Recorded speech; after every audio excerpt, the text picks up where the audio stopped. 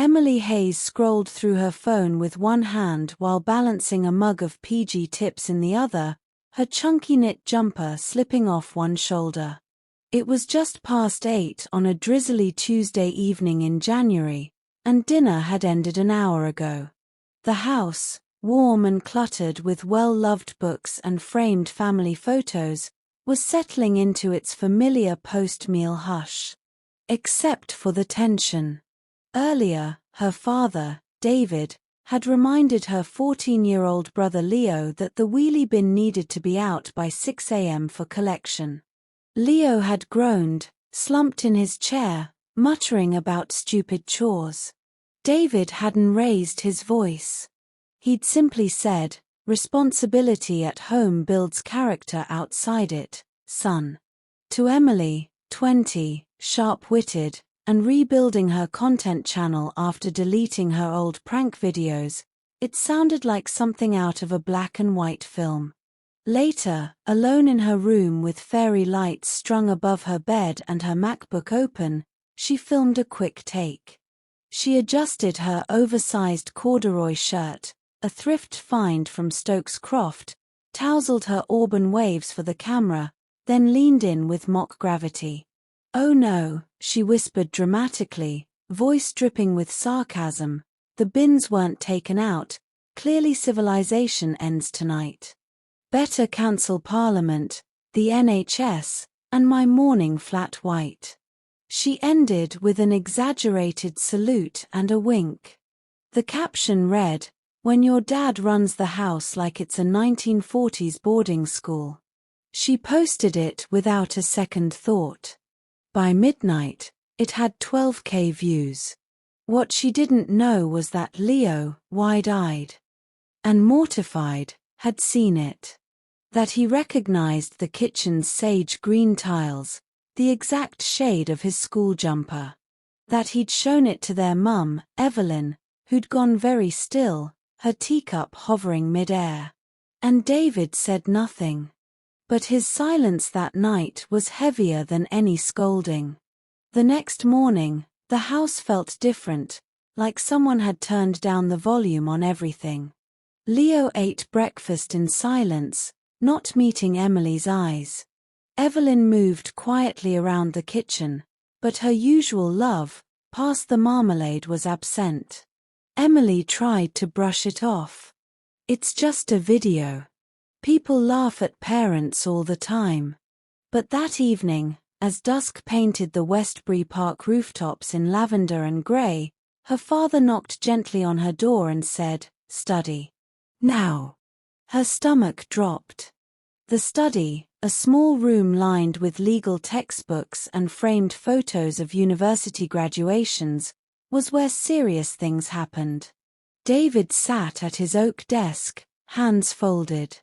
He didn't look angry. Just tired. "You know what this is about," he said quietly. Emily shifted and replied that it was just a bit of banter and no one even knew it was them. He held up his phone. On screen was a message from Mrs. Cartwright, their neighbor, asking if that was their home in Emily's new video and saying Leo looked so upset. Emily's throat tightened.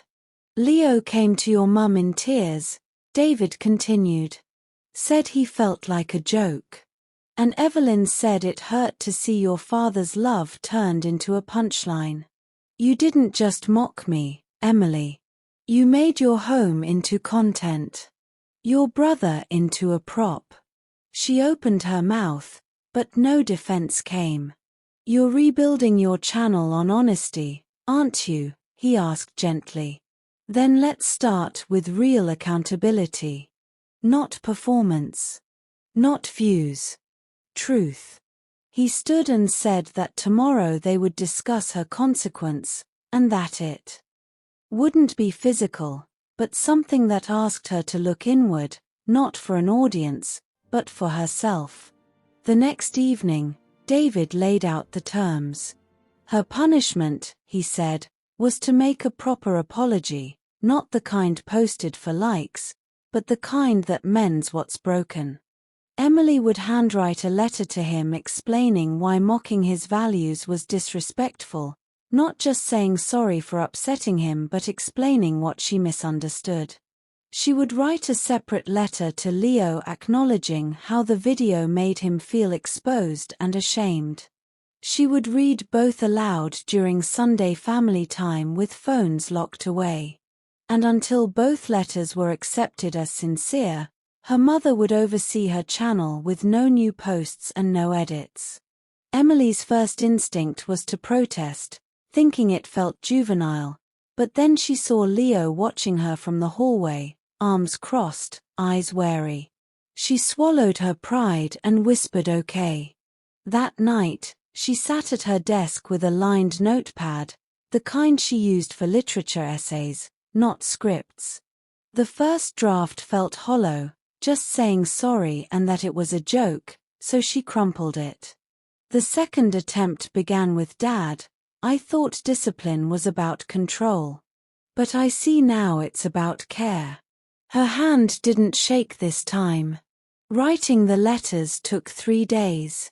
In Leo's, she admitted that she forgot he was watching, that he looked up to her, and that their home should feel safe, not like a set. In her father's, she wrote that he had never raised his hand to her, only his standards, and that she mocked them like they were quaint, but his discipline was the quiet thing that held them together when she was spiraling last year, and she didn't see it until she almost broke it. One rainy afternoon, she found Leo's old Year 9 project tucked in the bookshelf titled, People I Admire, and under Dad he had written that he never yells, he just expects them to do the right thing, and somehow that makes you want to. Emily cried then, not for lost followers, but for nearly losing something far more precious, trust. She remembered how after her fake breakup prank last autumn had triggered a real panic attack in a friend, it was her father who'd driven her to the GP and said that fame without integrity is just noise. She'd rolled her eyes then. Now, she understood. Sunday evening arrived and the three of them sat in the living room, Evelyn knitting, Leo fiddling with a fidget cube, David with his hands clasped. Emily's voice trembled as she read, but she didn't look at her phone once. When she finished, Leo asked if she really meant it. She said yes, always. David stood, walked over, and pulled her into a hug, firm, wordless, full of quiet pride. A week later, Emily posted a new video with no filters and no punchlines, just her in her Westbury Park bedroom with soft light from the window. She said hello everyone and explained that last year she chased attention, this year she was chasing integrity, and that today's lesson was that respect starts at home even when the camera's off. She titled it Lessons from Home Episode 1. Her channel didn't explode, but the comments that poured in were different, saying this healed something in me and my dad's like yours, thank you for showing his side.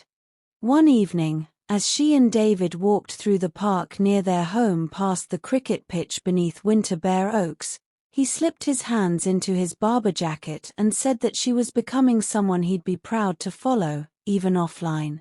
Emily smiled. No script. No audience. Just a daughter, her father, and the quiet dignity of a lesson learned. And in that moment, she knew the best stories aren't the ones that go viral.